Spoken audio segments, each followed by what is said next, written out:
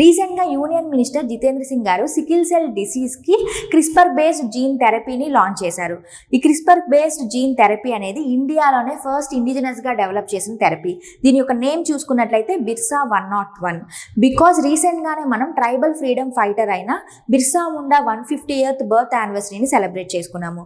So ఈ birth యానివర్సరీని commemorate చేసుకుంటూ ఈ థెరపీకి బిర్సా 101 అనే నేమ్ని ఇవ్వడం జరిగింది.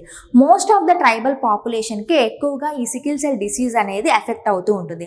బికాస్ ఆఫ్ దేర్ డిఎన్ఏ ఉండొచ్చు, ఆర్ఎల్స్ మలేరియా ఎఫెక్ట్ అవ్వడం వల్ల ఉండొచ్చు. బికాస్ రెడ్ బ్లడ్ సెల్స్ అనేవి బాడీలో తగ్గిపోయి ఈ సికిల్ సెల్ డిసీజెస్ అనేవి ఎక్కువగా బయటపడుతూ ఉంటాయి.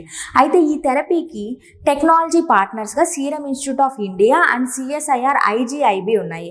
So Serum Institute of India అనేది పబ్లిక్ ప్రైవేట్ పార్ట్నర్షిప్తో సో అందరికీ యాక్సెసిబుల్గా ఉండేలాగా లోవర్ కాస్ట్తో ఈ థెరపీని అందజేస్తున్నారు. అలానే సికిల్ సెల్ అనీమియాని ఇండియా నుంచి ఎప్పుడు ఎలిమినేట్ చేయాలని టార్గెట్ పెట్టుకుంది అంటే 2047కి. సో ఈ 2047కి అంతా సికిల్ సెల్ డిసీజ్ని ఎలిమినేట్ చేసే ప్రాసెస్లో ఇండియా మేజర్ స్టెప్ తీసుకుందనే చెప్పొచ్చు, బికాస్ ఆఫ్ ద థెరపీని డెవలప్ చేయడం ద్వారా.